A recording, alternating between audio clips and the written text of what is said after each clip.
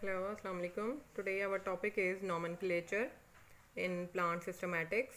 Nomenclature is the process of naming the plants because we are studying in botany in plant systematics. So we will study plant nomenclature.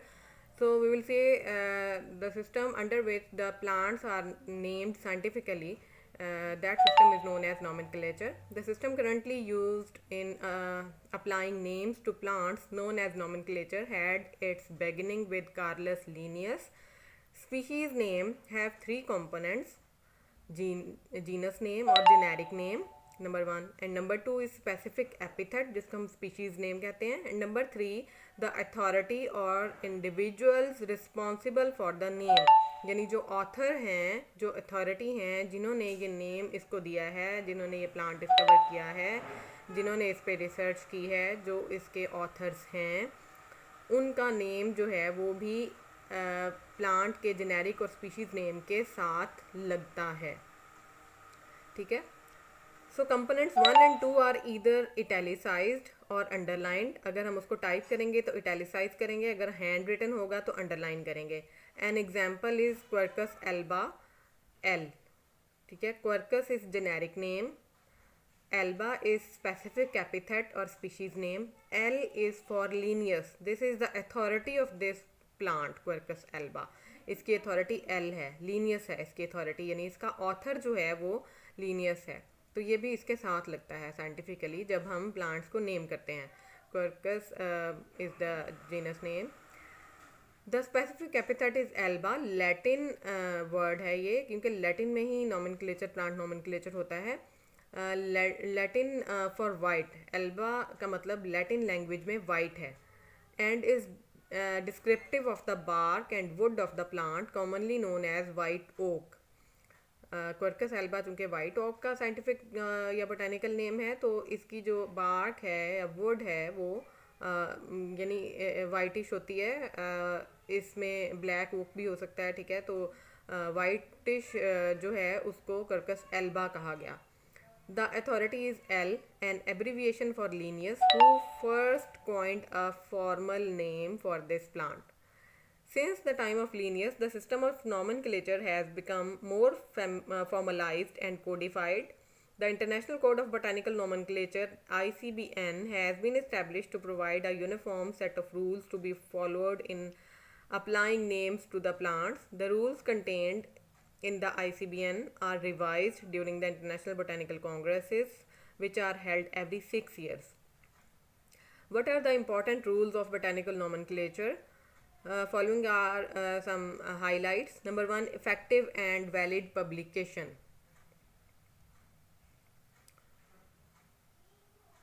So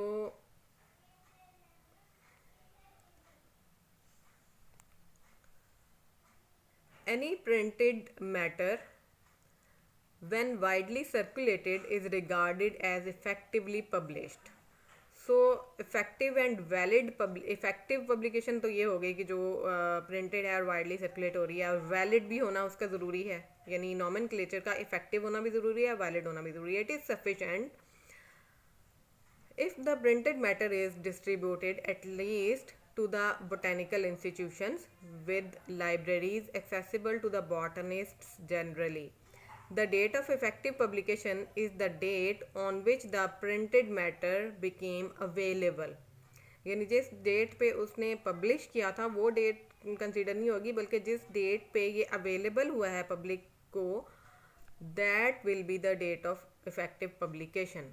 Valid publication of a name of new taxon is necessary to have it effectively published, to have a correct form, and to be accompanied by a description or diagnosis or a reference to a previously published description. For the name of a new taxon to be valid, it is necessary that the description or the diagnosis should be in Latin. क्योंकि Carolus Linnaeus ने language जो है वो Latin use की थी, तो अब इसको यूनिफॉर्म रखने के लिए इसका लैटिन में होना प्रेफर किया जाता है. Those published earlier to 1st January 1935 are considered valid even if the description or diagnosis were not in Latin. यानी इससे ये 1935 में चूँकि ये जो है इसको रूल्स ये हैं फिक्स किए गए, तो उससे पहले जो है अगर कोई लैटिन में नहीं भी था और वो वैलिड और इफ़ेक्टिव था तो उसको कंसिडर किया गया है, लेकिन उसके बाद के लिए ये रूल फिक्स हो गया कि लैटिन में ही होना चाहिए. In case of LG, the date has been fixed as 1st January 1958 instead of 1st January 1935. In the case of recent LG, the Latin description or diagnosis of a new taxon must be accompanied by an illustration or figure. Publication of a new name of the rank of family or below, on or after 1st January 1958 is not considered valid if the type is not indicated. Type क्या है ये भी ये इसी से अगले heading है typification, उसमें हम पढ़ेंगे कि टाइप किसे कहते हैं, नॉमेनक्लेचरल टाइप्स क्या हैं. The name of a taxon below the rank of a genus is not validly published unless the name of the genus or species to which it is assigned is validly published. यानी genus से नीचे के जो ranks हैं those are specific ranks या species level का जो rank है, या फिर इंफ्रा स्पेसिफिक रैंक्स जिसमें स्पीशीज़ से लोअर रैंक्स आ जाते हैं जैसे सब स्पीशीज़ या वैरायटी वगैरह. तो ये जो लोअर रैंक्स हैं जीनस के, ये उस वक्त तक एक्सेप्टेबल नहीं होंगे जब तक कि जीनस या उससे अपर रैंक जो हैं वो वैलिडली पब्लिश नहीं हो. तो इनको तरतीब से, यानी वैलिड पब्लिकेशन जो है इसकी तरतीब फ्रॉम हायर टू लोअर होनी चाहिए. पहले बिगर रैंक्स जो हैं वो वैलिड पब्लिश होना ज़रूरी है, उसके बाद लोअर रैंक की बारी आएगी. He who first validly published the name of a taxon is the author of that name. It is necessary to cite the name of the author after the name of the taxon. So second rule is typification. The nomenclature type is that constituent element, or it may be a specimen or a description or a figure of a taxon to which the name is permanently attached or associated. यानी जो publish होगा literature किसी scientific name of a plant का, यानी किसी plant को जो scientific name दिया जाएगा उसका जेनेरिक नेम, स्पीशीज़ नेम, अगर कोई सब स्पीशी लेवल है वो उसका साइंटिफिक अथॉरिटी जो उसकी है वो उसके साथ लिखी जाएगी. तो उसके साथ उसका स्पेसिमन अटैच होना, यानी प्लांट स्पेसिमन अटैच होना ज़रूरी है. अगर स्पेसिमन अवेलेबल नहीं है तो उसकी डिस्क्रिप्शन प्रॉपर हो या उसकी फिगर, उसका स्केच प्रॉपर बना हुआ हो जिसमें सारी चीज़ें जो हैं वो प्रॉपरली क्लियर हों. तो ये उसके साथ एसोसिएट होना परमानेंटली ज़रूरी है. This need not be the most typical or representative element, but is the original material on which the description of the taxon is based. A plant taxonomist doing research has to study type specimens in order to ensure that names associated with plants are correct. यानी फ़र्ज़ करें अब जो study किए हुए हैं already plants, हम उनको स्टडी कर रहे होते हैं ना, जैसे आप प्लांट सिस्टमैटिक्स में प्लांट कलेक्शन करते हैं, तो फ़र्ज़ करें आपने सेंकरस लियारस कलेक्ट किया है, तो उसको जो टाइप स्पेसिमन ऑफ सेंकरस लियारस है, यानी जो फर्स्टली जिस ऑथर ने सेंकरस लियारस को नेम दिया था उसने उसका टाइप स्पेसिमन भी जमा कराया था. ठीक है, उस टाइप स्पेसिमन से इस सेंकरस लियारस का मैच होना ज़रूरी है जिसको हम सेंकरस लियारस कह रहे हैं. ये उसकी कंफर्मेशन होगी. टेक्सोनोमिस्ट जो हैं उसको इस तरह कंफर्म करते हैं उस टाइप स्पेसिमन से मैच करके कि इधर this is the same specimen और अ बिट डिफरेंट. अगर डिफरेंट है तो फिर क्या है. ठीक है, now following are the kinds of types जो कि रिकग्नाइज्ड हैं. First one is holotype. This is the most important type specimen. It is the specimen that may be the whole plant or a part of it or other element with which the name of a taxon is permanently attached. The holotype is designated by the researcher author as the nomenclatural type. There can be only one holotype. एक भी हो सकती है, यानी there can be only one holotype. सिर्फ एक holotype भी हो सकती है, ज़्यादा भी हो सकती हैं. The holotype is deposited in the herbarium of author's choosing. जो भी herbarium author choose करेगा उसमें वो जमा कराया जाएगा, और जो उसने साइंटिफिक डिस्क्रिप्शन उसकी दी होगी, जो उसने इसकी वैलिड पब्लिकेशन की होगी, उसमें वो मेंशन करेगा कि मैंने इस हर्बेरियम में अपना होलोटाइप स्पेसिमन सबमिट कराया है. तो वो एक रेफरेंस होगा कि कोई भी और टेक्सोनोमिस्ट उसको स्टडी तो पब्लिकेशन से कर सकता है, ऑनलाइन पब्लिकेशन हो सकती है, लेकिन उसको वो उस हर्बेरियम के स्पेसिमन से, टाइप स्पेसिमन से, होलोटाइप स्पेसिमन से मैच करेगा. सेकेंड इज़ आइसोटाइप और कोटाइप. This is the duplicate of holotype. This is the fragment specimen from the same plant from which the holotype is made or plants with the same field number. यानी जिस field से holotype collect की गई थी उसी field number से उसी field से आइसोटाइप या कोटाइप भी कलेक्ट की जाती है. और अगर ये कोई छोटे प्लांट हैं, छोटा स्पेसिमन है तो होलोटाइप एक अलग प्लांट स्पेसिमन होगा, लेकिन उसी फील्ड से आइसोटाइप या कोटाइप्स भी कलेक्ट की जाएंगी. लेकिन अगर एक बड़ा प्लांट है, एक ह्यूज बल्कि प्लांट है, तो उसमें से एक होलोटाइप कलेक्ट की जाएगी, तो उसी प्लांट के दूसरे फ्रेगमेंट्स जो हैं वो आइसोटाइप या कोटाइप के तौर पर रखे जा सकते हैं. Specimens collected by the same person at the same time and location are as the holotype. यानी जिस जगह से holotype कलेक्ट की गई थी उस वक्त उसी जगह से ही आइसोटाइप्स या कोटाइप्स कलेक्ट की जाती हैं. The holotype is deposited in the herbarium of the author's choosing, as we read earlier, and isotypes are usually distributed to major botanical institutions such as the New York Botanical Garden, Missouri Botanical Garden, and the Smithsonian Institution. This ensures that there will be additional specimens available in case the holotype is lost or destroyed. यानी एक backup रखा जाता है. ठीक है. Unfortunately, the rules that require the designation of holotype and isotypes for species description are relatively recent. Therefore, there are many names that do not have holotypes or isotypes associated with them. यानी कुछ ऐसी valid publications भी हैं जिनके साथ होलोटाइप्स या आइसोटाइप्स associate नहीं हैं, अवेलेबल नहीं हैं. So when a holotype is not available either due to its lack of designation or its destruction, then other kind of types must be designated. What are those other kind of types? That is syntype. That may be syntype. ठीक है. Now what is syntype? Syntype is the specimen cited by the author which is the basis of new taxon when no holotype is designated by the author or the holotype has been lost. या तो holotype recent rules की वजह से available नहीं है कि कोई plant है उसकी वैलिड पब्लिकेशन पुराने वक्तों की है, लेकिन उस वक्त holotype या isotype जमा कराने का रूल नहीं था तो वो अवेलेबल नहीं है.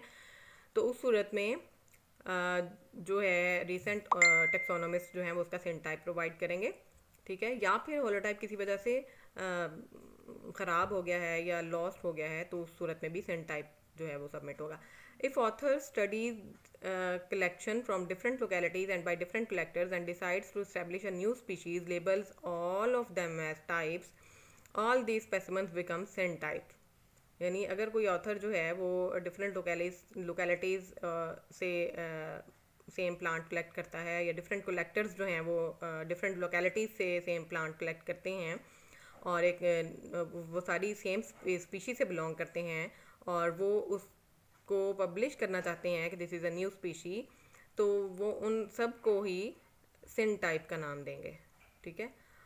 एक तो ये भी डेफिनेशन होगी syntype, ये वो जो हमने ऊपर पढ़ी है. और when more than one specimens are cited by author without mentioning which is the holotype, each specimen is designated as syntype. यानी अगर कोई फर्स्ट ऑथर ही है, उसने फर्स्ट टाइम एक साइंटिफिक प्लांट जो है उसको पब्लिश करना है, तो उसने उसके एक से ज़्यादा स्पेसिमन्स कलेक्ट कर लिए हैं और किसी को भी उसने डेजिग्नेट नहीं किया एज होलोटाइप, बल्कि सारों को एज टाइप स्पेसिमन जमा करा रहा है, तो वो सब के सब जो हैं वो syntype कंसिडर होंगे. Then is paratype. The specimens other than holotype isotype is called paratype. These are cited along with the holotype. The specimen may bear a different field number as it is collected from different localities by different collectors. Then is lactotype. यानी paratype में holotype का होना ज़रूरी है, holotype भी मौजूद है. ऊपर तो हमने पढ़ा है ना कि syntype में अगर होलोटाइप लॉस्ट हो गई है तो उस सूरत में डिफरेंट कलेक्टर्स डिफरेंट जगहों से जो टाइप स्पेसिमन कलेक्ट करेंगे उसको syntype कहेंगे. लेकिन अगर हमारे पास होलोटाइप लॉस्ट नहीं है, मौजूद है, और इसके बावजूद भी कोई डिफरेंट साइंटिस्ट डिफरेंट फील्ड्स से डिफरेंट लोकेलिटीज़ से सेम स्पीशी जो है वो कलेक्ट कर रहे हैं, that will be a paratype. Then it comes lectotype. This is the substitute of holotype designated by a later investigator when either an earlier designated holotype was lost or destroyed or holotype was never designated, and from the isotype, paratype or syntype a specimen is chosen by a specialist to serve as the type. When no holotype was designated by the author, a specimen from the original material is selected to be the lectotype. यानी अगर holotype जो है वो designate ही नहीं की गई थी या वो किसी वजह से लॉस या डिस्ट्रॉय हो गई है, तो बाद में आने वाले जो साइंटिस्ट या इन्वेस्टिगेटर्स या टेक्सोनोमिस्ट्स हैं वो आइसोटाइप में से या पैराटाइप में से या सिन टाइप में से जो है वो चूज़ करेंगे एक specimen as a substitute of holotype, और उसको लेकिन फिर हॉलोटाइप का नाम नहीं दिया जाएगा, उसको लैक्टोटाइप का नाम दिया जाएगा. Then comes neotype. If all the material that can be identified as being studied by the original author, that is holotypes, isotypes, syntypes, etc., has been destroyed, यानी अगर सारी ऊपर वाली जो टाइप्स हैं वो सारी डिस्ट्रॉय हो गई हैं और नहीं available, then a neotype is designated as the nomenclatural type. Neotype is selected from other materials or other specimens to serve as type. Some taxonomists call it standard specimen as well. The next rule is principles of priority. Principles of priority are concerned with the selection of a single correct name of a taxonomic group. Only legitimate names should be retained, while the illegitimate names should be rejected. So, according to article number 11 and 12, rules of priority are: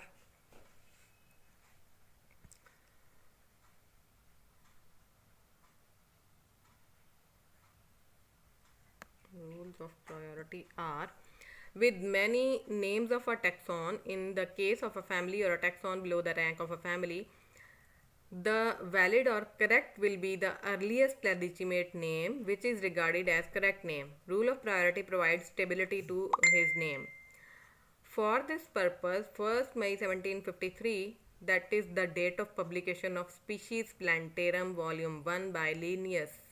Carolus Linnaeus की एक publication है species plantarum के नाम से, उसका volume 1 1 मई 1753 को publish हुआ, जिसमें उसने उस वक्त तक के जितने भी पब्लिश्ड साइंटिफिक नेम थे वो सारे कलेक्ट किए.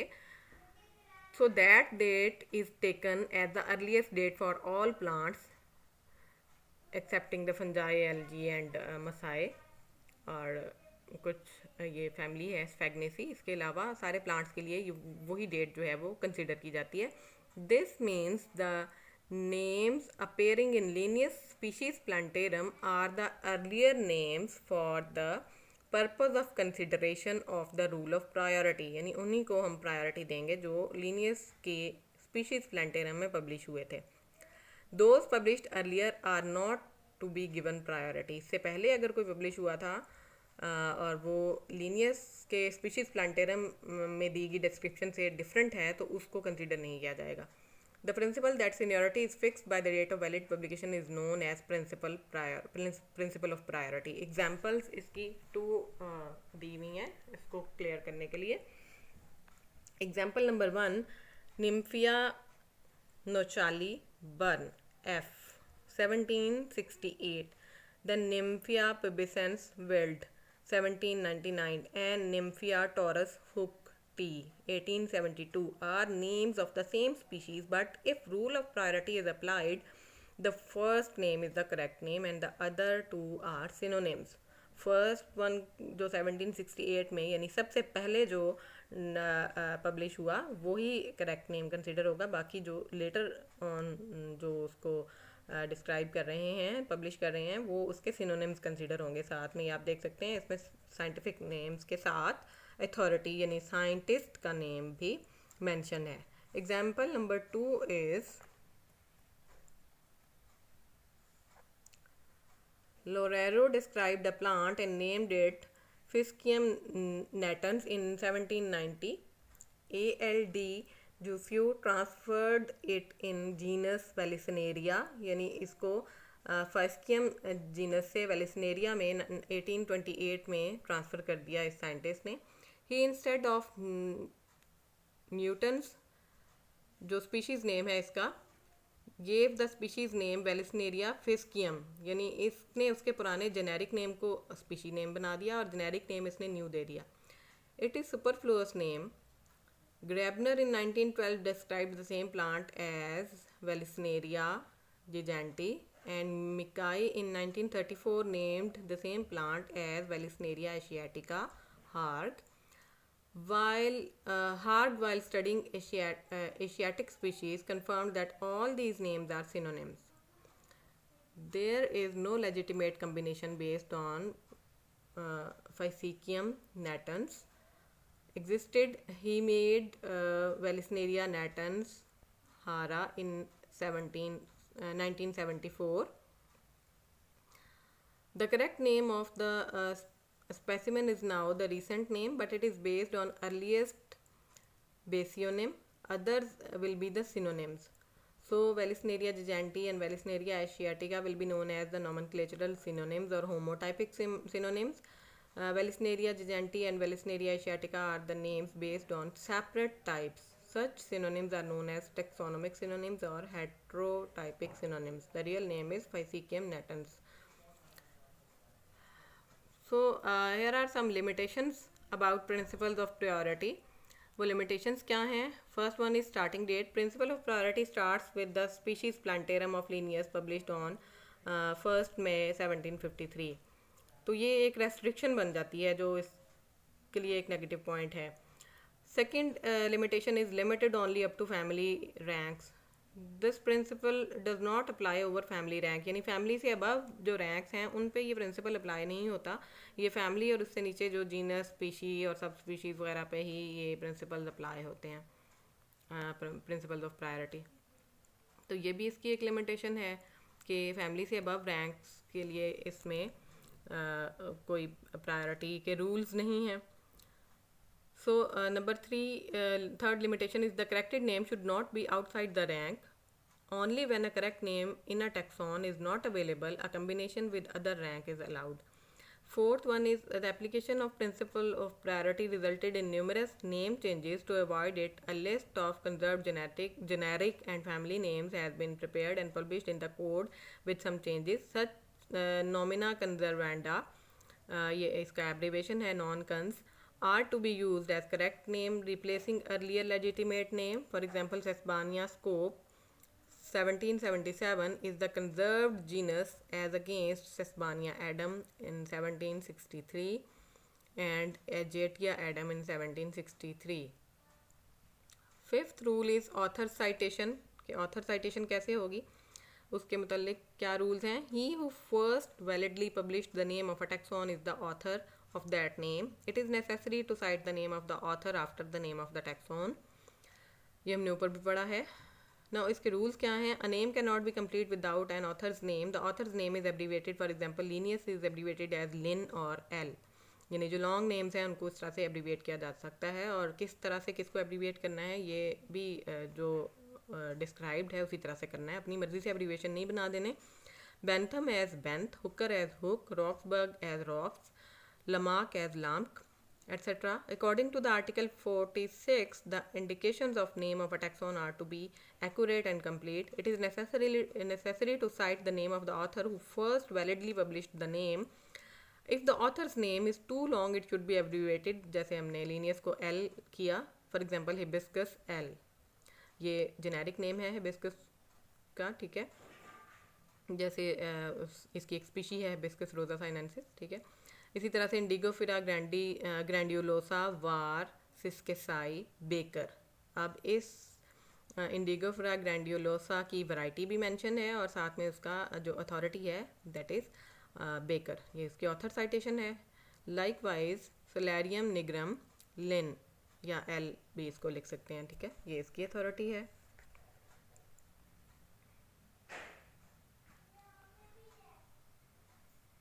According to Article 49, when a genus or a taxon of a lower rank is altered in upper rank but retains its name or epithet, the author who first published this as the legitimate name or epithet must be cited in parentheses, followed by the name of the author who effected the alteration. For example, Citrus or Oranium var grandis L. When raised to the rank of a species, it becomes Citrus grandis. जो उसकी variety थी यानी ये infra specific rank था grandis variety name जो है इसका, इसको स्पीशीज़ का रैंक दे दिया गया, raised to the rank of species, it become Citrus grandis. L in parenthesis, यानी जो इसका फर्स्ट ऑथर था वो लीनियस था, एल उसको पेरेंथेसिस में रखा, और जिसने इसको मॉडिफाई किया दैट इज ऑब्सेक, उसको फिर बाद में लिखा गया। Here L is the first author and ऑब्सेक आल्टर्ड इट। तो जब भी आपको इसका इस तरह से 2 ऑथर्स नज़र आएंगे, फर्स्ट वन जो है वो हमेशा पेरेंथेसिस में होगा, सेकंड वन जो है वो विदाउट पेरेंथेसिस होगा। तो उसमें आपने ये सोच लेना है कि ये पेरेंथेसिस वाला जो फर्स्ट ऑथर है इसने इस प्लांट को फर्स्टली पब्लिश किया था, देन सेकंड ऑथर ने इसमें कुछ चेंजेस किए हैं, कुछ अल्टरेशंस की हैं। Sixth rule is rank of main taxonomic categories. So every plant belongs to a species, every species belongs to a genus, every genus belongs to a family, every family belongs to an order, and every order belongs to a class, and every class belongs to a division, also called a phylum nowadays. So the name of a species is a binary combination consisting of the name of a genus followed by a single epithet। ये आपने पढ़ा हुआ है पहले, ये एक तरह से ये वाली रिवीजन ही हो रही है आपकी कि जेनेरिक नेम पहले होगा, स्पीशीज़ नेम उसको फॉलो करेगा, जेनेरिक नेम जो है वो उसका फर्स्ट लेटर कैपिटल होगा, स्पीशी नेम सारा का सारा ही स्मॉल लेटर्स में होगा। इसको अगर हम हैंड रिटन रखेंगे तो इसके नीचे लाइन लगाएंगे, स्पीशी नेम के नीचे अलग और जेनेरिक नेम के नीचे अलग। अगर हम इसको टाइप करेंगे तो इटैलिसाइज करेंगे। The name of an infra specific taxon is a combination of the name of a species and an infra specific epithet connected by a term denoting its rank. The name of the genus or of a taxa of higher rank is spelt with the capital initial letter। यानी genus या इससे higher rank जो है उनका starting जो है वो capital letter से होगा, स्पीशीज़ या उससे लोअर रैंक्स जो हैं वो स्मॉलर लेटर से ही स्टार्ट होंगे। All specific and infraspecific epithets should be written with a small initial letter. Formerly it was the custom to spell the epithets with a capital initial letter. While the epithets were derived from the names of persons or were the vernacular names or were former generic names, this is not followed at present.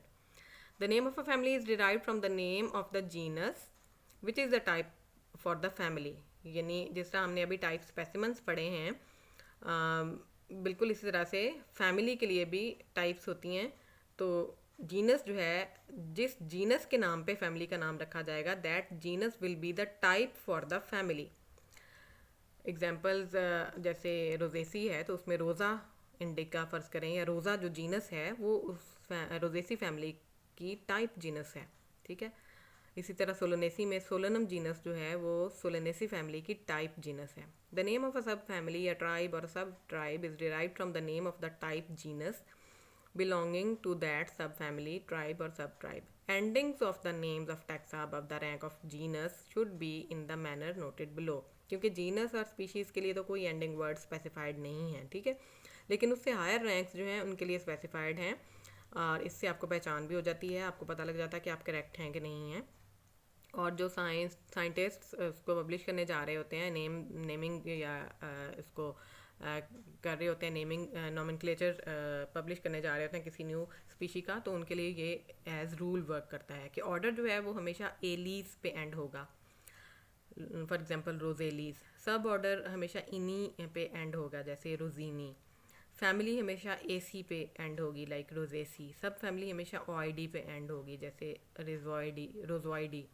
Tribe जो है ये एक पे end होगा, सब tribe जो है इनी पे एंड होगा। तो ये इसकी एग्जांपल्स हैं, ये आपको रोजेसी की सारी एग्जांपल्स दी हुई हैं ताकि आपको कन्फ्यूजन ना हो। A new family names although not complying with the above rules are treated as valid because of long usage as such। a few family names, यानी कुछ फैमिली नेम्स ऐसे हैं जो एसी पे एंड नहीं होते, पुराने नेम्स उनके एसी पे एंड नहीं होते, लेकिन वो इतना फ्रीक्वेंट यूज़ होते हैं कि उनको भी अभी वैलिड ही कंसीडर किया जाता है, उनको अनवैलिड नहीं कहा गया। हाँ, उनके न्यू नेम्स जो एसी पे एंड होते हैं वो भी डिवाइस कर दिए गए हैं और वो भी यूज़ होते हैं, तो प्रीफरेबली हम वो यूज़ कर लेते हैं। लेकिन अगर आपको उनका कोई ओल्डर नेम बताए तो वो भी एक्सेप्टेबल है, उसको हम रिजेक्ट नहीं कह सकते। These are noted below. with their alternative names. Palmy Ericaceae का older name है और Ericaceae का type genus is Erica. Gramineae is the older name of Poaceae family and Poa is the type genus of Poaceae. Likewise, Cruciferae is the older name of Brassicaceae family and Brassica is the type genus of Brassicaceae. Leguminosae is the older name of Fabaceae. Faba is its type genus. Guttiferae is the older name of Clusiaceae. Clusia is its type genus. Umbelliferae is the older name of Apiaceae. Apium is its type genus. Labiatae is the older name of Lamiaceae. Lamium is its type genus. Compositae is the older name of Asteraceae. Aster is its type genus. Seventh rule is conditions for rejecting names कि अगर कोई name reject होना है तो उसके लिए क्या rules होंगे. The rules for rejection of names are, अब ये जो हेडिंग्स है ना इसमें से कुछ लैटिन में है तो इस पर कंफ्यूज नहीं होना, ठीक है. लैटिन भी थोड़ी थोड़ी सीख लेनी चाहिए. First one is nomen nudum, abbreviated as nom nud. Name without description, without typification and Latin diagnosis etcetera is rejected. यानी आप अगर कोई नेम जिसकी कोई वो पब्लिश किया करने जा रहे हैं कोई साइंटिस्ट और उसकी कोई प्रॉपर डिस्क्रिप्शन नहीं है, उसका कोई टाइप स्पेसिफिन नहीं है और ना ही उसकी लैटिन में डायग्नोसिस है तो वो रिजेक्ट हो जाएगा, ठीक है. Second one is टॉटोनिम. Botanical nomenclature does not allow टॉटोनिम. What is टॉटोनिम? This is repetition of generic name. For example Malus Malus, यानी जो जेनेरिक नेम है उसी को आप स्पेसिफिक एपिथेट कह रहे हैं या स्पीशी नेम कह रहे हैं. तो इस तरह के टॉटोनिम्स जो हैं वो रिजेक्ट हो जाएंगे. Repetition of a specific epithet in infra specific epithet does not constitute टॉटोनिम. यानी जो स्पेसिफिक एपिथेट है किसी प्लांट की, अगर वो इंफ्रा स्पेसिफिक रैंक पे भी रिपीट हो रही है तो वो टॉटोनिम कंसीडर नहीं होगी, वो एक्सेप्टेबल है. लेकिन अगर जीनस नेम, जेनेरिक नेम जो है वो स्पेसिफिक एपिथेट में रिपीट हो रहा है तो वो टॉटोनिम होगा और वो रिजेक्टेड होगा. Third condition for rejection is later homonym. If a name which is already existing is given to another taxa once again, then the later homonym is rejected. Homo means same और name mean name, ठीक है. Same name जो कि letter रखा जाएगा, यानी पहले वाले ने तो वो नाम रख दिया था उसी का ही एक्सेप्ट होगा. अब जो बाद वाले ने उसकी कॉपी कर लिया है वही नेम रख दिया है तो वो रिजेक्ट होगा.